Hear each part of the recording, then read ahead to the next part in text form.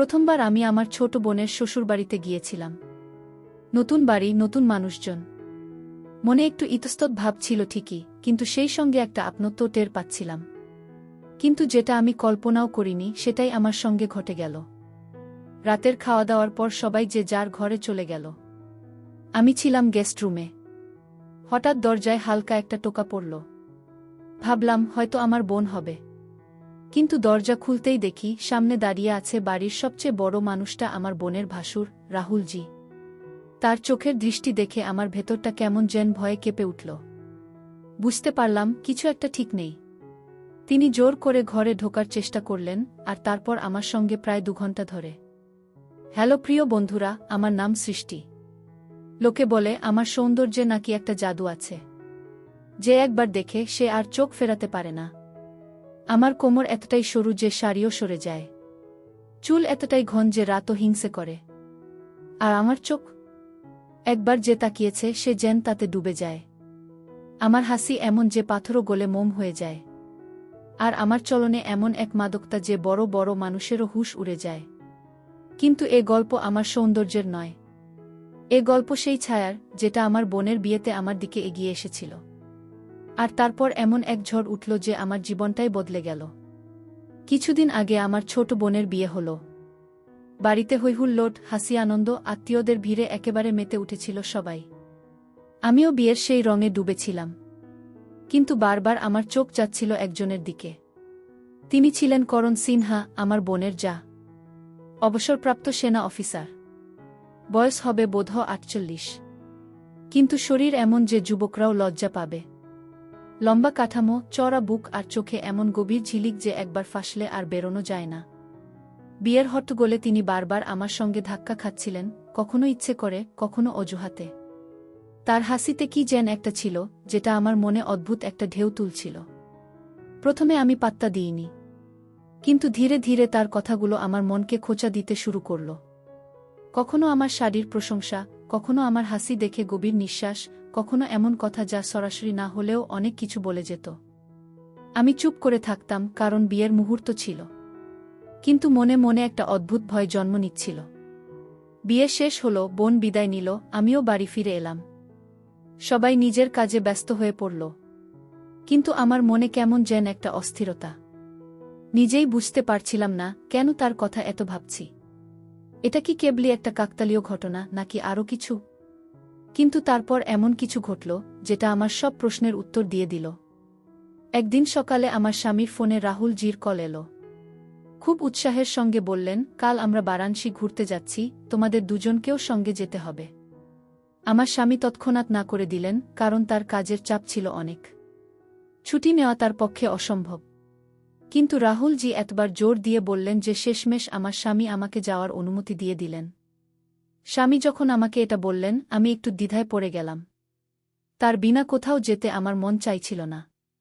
কিন্তু তিনি যখন বললেন, সৃষ্টি, তুমি যাও, তাছাড়া তোমার তো ঘুরতে খুব ভালো লাগে, তখন আমিও রাজি হয়ে গেলাম। পরের দিন দুপুর 2টো নাগাদ রাহুলজি তার ঝকঝকে গাড়ি নিয়ে আমাকে নিতে এলেন। আমি গাড়িতে উঠতেই তিনি হেসে বললেন, তাহলে তৈরি তো ম্যাডাম? বারাণসী ঘুরতে যাচ্ছেন? আমি হালকা হেসে বললাম, হ্যাঁ, তবে এত তাড়াতাড়ি ডেকে ফেললেন, আমি তো ভেবেছিলাম সন্ধ্যায় বেরোব গু। তিনি হেসে বললেন, আরে পথটা তো লম্বা, তাড়াতাড়ি বেরোলে রাস্তার মজাও পাওয়া যাবে গু। পুরো পথ আমরা হাসিমজা করতে করতে গেলাম। তিনি আমাকে পুরনো গল্প শোনাচ্ছিলেন, তার সেনা জীবনের কাহিনী বলছিলেন। আমি তার কথায় ডুবে যাচ্ছিলাম। বয়স্ক মানুষ আমার সবসময় পছন্দ। তারা বেশি বোঝেন, অভিজ্ঞতার ভাণ্ডার থাকে। রাহুলজিও সত্যিই খুব আকর্ষণীয় মানুষ ছিলেন। প্রায় 1 ঘন্টার পথ পেরিয়ে আমরা আমার বোনের যার বাড়িতে পৌঁছে গেলাম। সেখানে সবাই আমাদের খুব আন্তরিকভাবে স্বাগত জানালো। আমাকে একটা আলাদা ঘর দেওয়া হলো, যেটা ছিল রাহুলজির ঘরের ঠিক পাশে। পরদিন সকালে আমাদের বারাণসীর উদ্দেশ্যে বেরোতে হবে, তাই আমি তাড়াতাড়ি রাতের খাওয়া সেরে একটু বিশ্রাম করতে গেলাম। কিন্তু ঘুম আসছিল না। হয়তো নতুন পরিবেশের জন্য, নয়তো মনের মধ্যে কিছু একটা ঘুরপাক খাচ্ছিল। রাত 10টা নাগাদ আমি ছাদে ঘুরতে গেলাম। হালকা ঠান্ডা হাওয়া বইছিল, চাঁদের আলো ছড়িয়েছিল। পুরো পরিবেশটা যেন শান্তিতে ভরা। আমি নিজের ভাবনায় ডুবেছিলাম। হঠাৎ পেছন থেকে একটা আওয়াজ এলো, সৃষ্টি জি, এত রাতে একা ছাদে কি করছেন? চমকে পেছন ফিরে দেখি রাহুল জি দাঁড়িয়ে। তার মুখে সেই চেনা হালকা হাসি, চোখে সেই পরিচিত ঝিলিক। আমি একটু ঘাবড়ে গেলাম, তবে নিজেকে সামলে বললাম, কিছু না, আবহাওয়াটা ভালো লাগছিল, তাই ভাবলাম একটু হাঁটি। তিনি কাছে এসে দাঁড়ালেন। বললেন, একা আবহাওয়ার মজা নিতে কি আর মজা? মজা তখনই যখন কথা বলার কেউ থাকে গু। আমি হালকা হেসে বললাম, আপনি তো সবসময় কথা বলতে তৈরি থাকেন গে। তিনি হেসে বললেন, আরে, আপনার সঙ্গে কথা বলতে ভালো লাগে। আপনি খুব বোঝদার আর শালীন। আজকাল এমন মানুষ কমই পাওয়া যায়। তার কথায় একটা মিষ্টত্ব ছিল, যেটা আমার ভেতরে গিয়ে ঠেকছিল। হয়তো তার বয়সের জন্য, নয়তো তার অভিজ্ঞতার কারণে। হঠাৎ তিনি বলে উঠলেন, আপনার স্বামী খুব ভাগ্যবান। এত সুন্দর আর বুদ্ধিমতী স্ত্রী পেয়েছেন গু। আমি তৎক্ষণাৎ কথা থামিয়ে বললাম, রাহুল জি, এমন কথা বলবেন না। আপনি তো জানেন আমাদের একটা সম্পর্ক আছে কি। তিনি হেসে মাথা নাড়লেন। বললেন, হ্যাঁ জানি। আমি শুধু একটা কথা বলছিলাম। কখনো কখনো মানুষ মনের কথা কাউকে বলতে পারে না, কিন্তু মন চায় কেউ একজন থাকুক যার কাছে মন খুলে বলা যায়। তার কথায় কি জেন ছিল, যেটা আমাকে পুরোপুরি অস্বস্তিতে ফেলতে পারছিল না। হয়তো কারণ তিনি আমার শ্বশুর নন, আমার বোনের যা। একটু দূরত্বের সম্পর্ক, কিন্তু তার চোখের আপনত্বটা কোথাও একটা আমাকে ছুঁয়ে যাচ্ছিল। আমরা দুজন ছাদের কার্নিশে হেলান দিয়ে দাঁড়িয়ে রইলাম। তিনি আকাশের দিকে তাকিয়ে বললেন, সৃষ্টি জি, কখনো কি মনে হয়েছে, যখন একজন মানুষ জীবনের এমন একটা পর্যায়ে থাকে যেখানে সবকিছু কাছে থাকে, তবু মনটা খালি মনে হয়? আমি চুপ করে রইলাম। কি উত্তর দেব? কিছুক্ষণের নীরবতার পর তিনি নিজেই কথা বদলে ফেললেন। বললেন, কালকের যাত্রার জন্য কিছু তৈরি করেছেন? বারাণসীতে দেখার মতো অনেক কিছু আছে কি? আমি মাথা নেড়ে বললাম, হ্যাঁ, একটু আধটু জিনিস গুছিয়ে নিয়েছি। তেমন কিছু লাগবে না গি। তিনি হেসে বললেন, আপনার মতো সাদাসিধে মানুষই সবচেয়ে সুন্দর গু। আমি শুধু হালকা হাসলাম, কিন্তু মনের ভেতরে কিছু একটা চলতে শুরু করল। তার কথাগুলো আমার কাছে স্বাভাবিক মনে হচ্ছিল না। হয়তো তিনি বেশি কিছু বলে ফেলেছিলেন, নয়তো আমার মনই বেশি ভাবছিল। তারপর অনেকক্ষণ আমরা ছাদে হাঁটলাম। এরপর নিচে গিয়ে সবাই মিলে খাওয়া দাওয়া করে নিজের নিজের ঘরে ঘুমোতে গেলাম। ভোর 4টে নাগাদ আমরা বারাণসীর উদ্দেশ্যে বেরিয়ে পড়লাম। আমরা মোট 8 জন ছিলাম, 5 জন মহিলা আর 3 জন পুরুষ। গাড়ি চালাচ্ছিলেন আমার বোনের স্বামী। তার পাশে বসেছিলেন আরেকজন। মাঝের সিটে আমার বোন আর 3 জন মহিলা। আর সবচেয়ে পেছনের সিটে ছিলাম শুধু আমি আর রাহুল জি। পরিবেশে কেমন যেন একটা কাছাকাছি ভাব। তখন রাহুল জি হালকা হেসে বললেন, সকালে ওঠায় কোনো অসুবিধে হয়নি তো? আমি মাথা নেড়ে বললাম, না, তাছাড়া সফরে তাড়াতাড়ি ওঠা আমার ভালোই লাগে গু। তিনি ধীরে বললেন, আর আমার সঙ্গে সফর করতে কেমন লাগছে? আমি একটু অস্বস্তিতে পড়ে গেলাম, তবু হেসে বললাম, ভালো। আপনার মতো শান্ত আর বোঝদার মানুষের সঙ্গে সফরে কিছু শেখার থাকে গু। তিনি আমার দিকে তাকালেন। তার চোখে একটা গভীরতা ছিল, যেন কিছু বলতে চাইছে। তারপর বললেন, সৃষ্টি জি, মাঝে মাঝে মনে হয় কিছু মানুষ আমাদের জীবনে কোনো কারণ ছাড়াই এসে যায়, কিন্তু থেকে যায় চিরকালের জন্য গু। আমি চুপ করে রইলাম। উত্তর দেওয়া কঠিন মনে হচ্ছিল। সামনে থেকে আসা ঠান্ডা হাওয়া আমার চুল নিয়ে খেলছিল। আমি জানলার বাইরে তাকিয়েছিলাম, কিন্তু আসলে ডুবেছিলাম নিজের ভাবনা। পুরো পথ আমরা কখনো কথা বলছিলাম, কখনো চুপ করে থাকছিলাম, কিন্তু সেই নীরবতাও যেন কিছু বলছিল। তার চোখের উষ্ণতা, কথার মধ্যে লুকানো নরম ভাব, সবই আমি বুঝছিলাম, কিন্তু দেখেও না দেখার ভান করছিলাম। প্রায় 2 ঘন্টা পর আমরা বারাণসী পৌঁছে গেলাম। গাড়ি থামল বড় ঘাটের কাছে। সবাই নেমে পড়ল। আমিও নামলাম। রাহুল জি হাত বাড়িয়ে বললেন, সিঁড়িগুলো পিচ্ছিল, সাবধানে গু। তার কণ্ঠে সেই চেনা মিষ্টত্ব। আমি একটু সংকোচ করলাম, কিন্তু কিছু না বলে তার হাত ধরে নিলাম।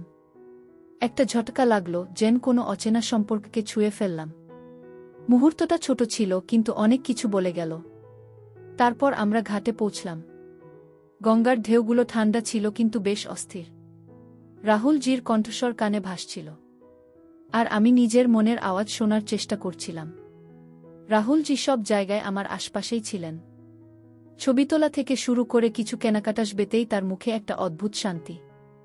আর আমিও তার উপস্থিতিতে একটা অজানা আরাম পাচ্ছিলাম। সন্ধ্যায় যখন আমরা হোটেলে ফিরলাম, শরীরটা ক্লান্ত ছিল, কিন্তু মন অস্থির। তখন রাহুলজি ধীরে বললেন, আজকের সন্ধ্যায় গঙ্গার আরতি আবার দেখব। শুধু আপনি আর আমি। আমি চমকে গেলাম। বাকি সবাই তাদের ঘরে ছিল। আমি নিজেও বুঝতে পারছিলাম না আমি কি করছি। কিন্তু কেন জানি না, আমি তার কথায় রাজি হয়ে গেলাম। সন্ধ্যায় যখন আমরা ঘাটে পৌঁছলাম তখন হালকা অন্ধকার। আরতির আলো ঢেউয়ের উপর পড়ছিল। ভিড়ের কোলাহল, কিন্তু আমাদের মাঝে নীরবতা। সেই নীরবতা যেটা শব্দের চেয়েও গভীর। তখন তিনি আমার দিকে তাকিয়ে বললেন, সৃষ্টিজি, কখনো কি কারো সঙ্গে কিছু না বলে জুড়ে গেছেন? কোনো নাম না দিয়ে, কোনো সম্পর্ক না বানিয়ে, শুধু মন থেকে মন? আমি কিছু বললাম না, শুধু গঙ্গার ঢেউয়ের দিকে তাকিয়ে রইলাম। কিন্তু সত্যি বলতে আমার ভেতরেও কিছু বইতে শুরু করেছিল। গঙ্গার সেই ঢেউয়ের মতোই। রাতের নিস্তব্ধতা গাছিল। হোটেলের সব ঘরের দরজা বন্ধ। কিন্তু আমার মনের জানলাগুলো খোলা। ঠিক গঙ্গার সেই তীরের মতো, যেখানে দিনভর ভিড় থাকে, আর রাত হলেই নিঃসঙ্গতা এসে পাশে বসে। আমি জানলা দিয়ে বাইরে তাকিয়েছিলাম। ঢেউয়ের মধ্যে একটা অদ্ভুত সুর, কিন্তু মনের ভেতরে কেমন যেন একটা অস্থিরতা। তখন দরজায় হালকা একটা টোকা। মৃদু, কিন্তু তাতেই বুকের ধড়কন বেড়ে গেল। আমি দাঁড়িয়েই রইলাম, শ্বাস আটকে।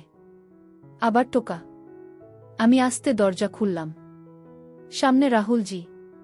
তার মুখে সেই গভীর শান্তি, কিন্তু চোখে কিছু একটা অজানা। কোনো উদ্বেগ, নয়তো কোনো অসমাপ্ত কথা। তিনি বললেন, মাফ করবেন, বিরক্ত করলাম না তো? তার কণ্ঠস্বর মৃদু, কিন্তু ভেতরে গিয়ে ঠেকে। আমি মাথা নেড়ে বললাম, না। আপনি কিছু বলতে এসেছেন? তিনি আমার চোখে তাকিয়ে বললেন, হ্যাঁ, একটা কথা, যেটা অনেক দিন ধরে মনে ছিল। হয়তো আজ বলার সময় এসেছে। আমি চুপচাপ একপাশে সরে দাঁড়ালাম। তিনি আস্তে ঘরে ঢুকলেন। ঘরটা সেই একই ছিল, পরিবেশও এক। কিন্তু কিছু একটা বদলে গিয়েছিল। তিনি বললেন, সৃষ্টি, আমি জানি এই কথাটা তোমার কাছে অদ্ভুত লাগবে। একজন অবসরপ্রাপ্ত মানুষ, যার বয়স চলছে। আর তুমি একজন সুন্দরী, বুদ্ধিমতী, বিবাহিতা নারী।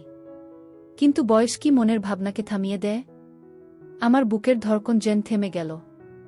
আমি বললাম, রাহুলজি, আপনি তো জানেন আমি বিবাহিতা। আর আমাদের একটা সম্পর্ক আছে। তিনি আমার কথার মাঝেই বলে উঠলেন, জানি সৃষ্টি। আমি কোনো সম্পর্ক ভাঙতে চাই না। শুধু বলতে চাই, যেদিন থেকে তোমার সঙ্গে দেখা হয়েছে, আমার মনের খালিপনাটা যেন ভরে উঠছে, খুব খালিপনা। তিনি বললেন, আমি জীবনে অনেক কিছু দেখেছি। যুদ্ধ, মৃত্যু, নিঃসঙ্গতা। কিন্তু তুমি আমার ভেতরে আবার কিছু জাগিয়ে তুলেছ। হয়তো বেঁচে থাকার ইচ্ছে। ঘরের হাওয়া ভারী হয়ে গেল। বাইরে গঙ্গার ঢেউ বইছিল। কিন্তু ভেতরে সবকিছু যেন থেমে গেছে। আমি একটু সংযত হয়ে বললাম, রাহুলজি, আপনার কথাগুলো ভুল নয়। আমিও আপনাকে ভুল বুঝছি না। কিন্তু দুনিয়া সবসময় সেটাই দেখে, যেটা তাকে দেখানো হয়। আমি যদি এই ভাবনার সঙ্গে এগোই, তাহলে লোকে আমাকেই দোষ দেবে। আর আমার বোন, তার কি হবে? তিনি চোখ নামিয়ে নিলেন। তার চোখে জলের ছায়া, কিন্তু কথা নেই। আমি বলে চললাম, আমি আপনাকে খুব সম্মান করি, রাহুলজি। কিন্তু কিছু সম্পর্ককে সেখানেই থামিয়ে দেওয়া ভালো, যেখানে তাদের মর্যাদা থাকে। তিনি চুপ করে রইলেন। তারপর বললেন, তুমি ঠিক বলছ। আর এটাই তোমার সৌন্দর্য। অন্য কেউ হলে হয়তো এই ভাবনার ঘূর্ণিতে ভেসে যেত। আমি ধীরে বললাম, আপনি যা অনুভব করেছেন, তাতে কোনো খারাপ কিছু নেই। কিন্তু আমরা সব ইচ্ছেকে পূর্ণ করতে পারি না। কখনো কখনো কিছু ভাবনা শুধু অনুভব করার জন্যই থাকে, পালন করার জন্য নয়। ঘরে আবার সেই নীরবতা ফিরে এলো, যেটা দরজায় টোকা পড়ার আগে ছিল। কিন্তু এখন তাতে অনেক কিছু জমে গেছে। অজানা, অশ্রুত, অসম্পূর্ণ। রাহুলজি একটা লম্বা নিঃশ্বাস ফেলে উঠে দাঁড়ালেন। যেন তার ভেতরের কোনো ভারী বোঝা হালকা হয়ে গেছে। তিনি আমার দিকে তাকিয়ে হালকা হেসে বললেন, আজ তুমি আমার আত্মাকে অনেক শান্তি দিয়েছ, সৃষ্টি। ধন্যবাদ। তারপর আস্তে আস্তে দরজার দিকে এগিয়ে বেরিয়ে গেলেন।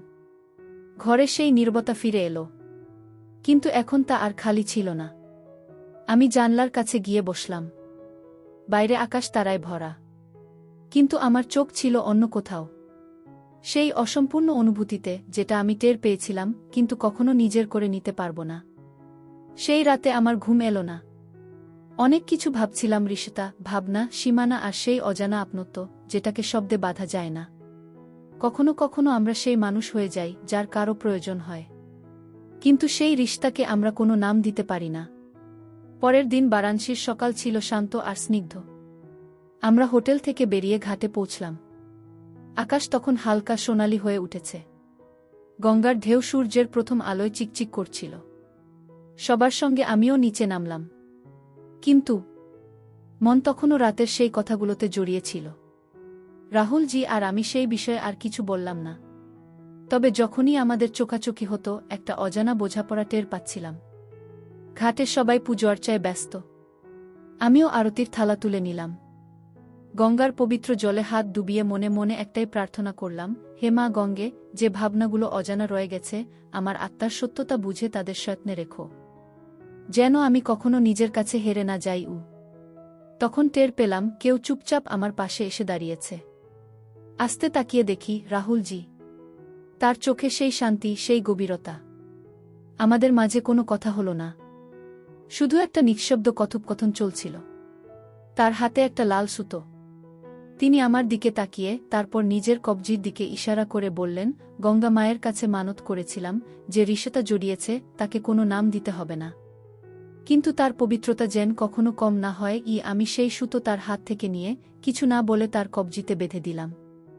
সেই মুহূর্তে মনে হলো কিছু একটা এখন চিরকালের জন্য বাধা হয়ে গেল। কোনো সামাজিক স্বীকৃতি ছাড়া, কোনো আশা ছাড়া, শুধু একটা ভাবনার সুতো যেটা আর কখনো ছিঁড়বে না। যাত্রা শেষ হলো। সবাই বাড়ি ফিরে এলো। আমার স্বামী আমাকে স্টেশন থেকে আনতেও এলেন না। যথারীতি তিনি তার কাজে ব্যস্ত। আমিও কিছু বললাম না। কিন্তু এখন কিছু বদলে গিয়েছিল। আমি আর আগের সৃষ্টি ছিলাম না। আমার ভেতরে একজন নারী জেগে উঠেছিল, যে বুঝতে পারছিল দুনিয়ার সব ছায়া খারাপ হয় না। কিছু ছায়া আলোর চেয়েও বেশি আপনত্ব দেয়া। রাহুলজির নাম আমাদের বাড়িতে উঠত না। বোনের বিয়ের পর তিনি শুধু জামাইয়ের ভাই হিসেবেই কথায় আসতেন। কিন্তু আমার ডায়েরিতে তিনি ছিলেন রাহুলজি, একটা অসম্পূর্ণ রিশতা যেটা প্রতি রাতে আমার স্বপ্নে এসে বসে থাকত, নিঃশব্দে কিন্তু উপস্থিত। কয়েক মাস কেটে গেল। তারপর একদিন আমার ছোট বোনের ফোন এলো। তার গলা কাঁপছিল। দিদি, ভাইজির শরীর খুব খারাপ, হার্ট অ্যাটাক হয়েছে, হাসপাতালে আছেন। আমার হাত থেকে ফোনটা প্রায় পড়ে যাচ্ছিল। কিছু না ভেবে আমি তৎক্ষণাৎ হাসপাতালে ছুটলাম। রাহুলজি ছিলেন আইসিইউতে। ডাক্তার বললেন তিনি এখন স্থিতিশীল কিন্তু খুব ক্লান্ত, মানসিক চাপ খুব বেশি। আমি হাসপাতালের বাইরে একটা বেঞ্চে বসে রইলাম। ঠান্ডা হাওয়া বইছিল, কিন্তু মনের ভেতরে ধড়কন। মনে মনে বললাম, রাহুলজি, আপনি আমার কাছে কিছু চাননি, কিন্তু যদি আমার এই ভাবনার মধ্যে কোনো সত্যতা থাকে তাহলে ফিরে আসুন। কয়েক ঘন্টা পর ডাক্তার বেরিয়ে এসে হেসে বললেন তার জ্ঞান ফিরেছে, চাইলে দেখা করতে পারেন। আমি ভেতরে গেলাম। তিনি আমাকে দেখে হাসলেন। তারপর দুর্বল গলায় বললেন, আমি চলে যাচ্ছিলাম। যদি তোমার সঙ্গে সেই শেষ দেখাটা না হতো, সেই রাতটা আমাকে বাঁচার সাহস দিয়েছে। আমার চোখ ভিজে গেল। কিছু বলতে পারলাম না, শুধু তার হাত ধরে অনেকক্ষণ বসে রইলাম। রাহুলজি ধীরে ধীরে সুস্থ হয়ে উঠছিলেন। ডাক্তার তাকে বাড়িতে বিশ্রামের পরামর্শ দিয়েছিলেন। আমি হাসপাতাল থেকে ফিরে এলাম, কিন্তু মনটা ওখানেই আটকে রইল, যেন সেই শান্ত ঠান্ডা হাওয়ায়, তার চোখের সেই দুর্বল হাসিতে। বাড়ি ফিরে এলাম। সবকিছু আগের মতোই ছিল। সেই নীরবতা, স্বামীর সেই উদাসীনতা। তিনি জিজ্ঞেসও করলেন না আমি কোথায় ছিলাম, কেন গিয়েছিলাম। আমি চাইছিলাম তিনি অন্তত আমার চোখের দিকে তাকিয়ে জিজ্ঞেস করুন আমি ঠিক আছি কিনা। কিন্তু না, হয়তো তার কাছে সময় ছিল না। তাই এখন রাহুলজির বলা কথাগুলো আরও গভীরভাবে মনে জায়গা করে নিচ্ছিল। কখনো কখনো মানুষ সবার মাঝে থেকেও একা হয়ে যায়। কয়েক সপ্তাহ কেটে গেল। বোনের আরেকটা ফোন এলো। দিদি, ভাইজির শরীর এখন ঠিক আছে, তিনি তোমাকে মনে করছিলেন। আমি কিছুক্ষণ চুপ করে রইলাম। তারপর জিজ্ঞেস করলাম, কিছু বলেছেন? বোন বলল, শুধু এটুকুই বলেছেন, সৃষ্টি দিদির খোঁজখবর নিও। তার মতো বোঝদার মেয়ে আমাদের বাড়িতে এসেছিল, এটা আমার ভাগ্য। আমি হেসে ফেললাম। আর কিছু বললাম না। এক রোববার সকালে হঠাৎ ঠিক করলাম আজ তার সঙ্গে দেখা করতে যাব। স্বামী শহরের বাইরে গিয়েছিলেন। প্রথমবার মনে হলো এই সময়টা শুধু আমার। আমি তৈরি হলাম। সাধারণ সালোয়ারে, বেশি সাজগোজ না করে। রাহুল জির বাড়িতে পৌঁছে দেখি তিনি নিজেই দরজা খুললেন। তার চোখে একটা চমক। এই বয়সেও একটা অজানা অপেক্ষা। সৃষ্টি, এসো, ভাবলাম তুমি আসবে না গি। আমি হেসে বললাম, আপনার মনে হয় কিছু রিশতা শুধু পথে পথেই চলে? কিছু মনে মনেও চলে। তিনি আমার কথায় মাথা নিচু করলেন। আমি ভেতরে গেলাম, ঘরে সেই পুরনো নীরবতা। কিন্তু এখন তা আর ভারী লাগছিল না। একটা আপনত্ব টের পাচ্ছিলাম। আমরা ঘন্টার পর ঘন্টা বসে কথা বললাম। জীবনের কথা, রিশতার কথা, একাকিত্বের কথা আর সেই স্বপ্নের কথা যেগুলো কখনো দেখাই হয় না। রাহুলজি ধীরে বললেন, আমি জানি সৃষ্টি, আমরা কখনো একে অপরের হতে পারব না। কিন্তু তোমার সঙ্গ আমার বেঁচে থাকার কারণ হয়ে গেছে কি। আমি তার দিকে তাকিয়ে বললাম, আমিও জানি এই রিশতা একটা দাঁড়ার বাইরে যেতে পারবে না। কিন্তু আমাদের মাঝের এই বন্ধন যে কোনো নামের চেয়ে বড়। আর আমি চাই আপনি বেঁচে থাকুন, খুশি থাকুন। কারণ আপনার হাসিতে এখন আমারও একটা কারণ লুকিয়ে থাকে কি। সেই দিনের পর আমরা প্রায় কথা বলতাম। কখনো ফোনে, কখনো বোনের বাড়িতে দেখা হলে। আমাদের রিশতা আরও গভীর, কিন্তু আরও শান্ত হয়ে গিয়েছিল। আমরা দুজনেই একটা বোঝাপড়া তৈরি করে নিয়েছিলাম। আমরা একে অপরের জীবনের অচেনা থাকব না, কিন্তু কখনো পুরোপুরি নিজেরও করতে পারব না। কিন্তু দুনিয়া এত সহজ নয়। একদিন আমার স্বামী চুপচাপ আমার ফোন চেক করলেন। তার চোখে পড়ল রাহুল জির নামে কিছু কল আর মেসেজ। সন্ধ্যায় যখন তিনি বাড়ি ফিরলেন, তার মুখে প্রথমবার রাগ দেখলাম। রাহুল জির সঙ্গে এত কথা কেন? তিনি তোমার বোনের যা, তোমার দেওর নন। একটা সীমা থাকে সৃষ্টি। আমি চুপচাপ তার চোখের দিকে তাকালাম।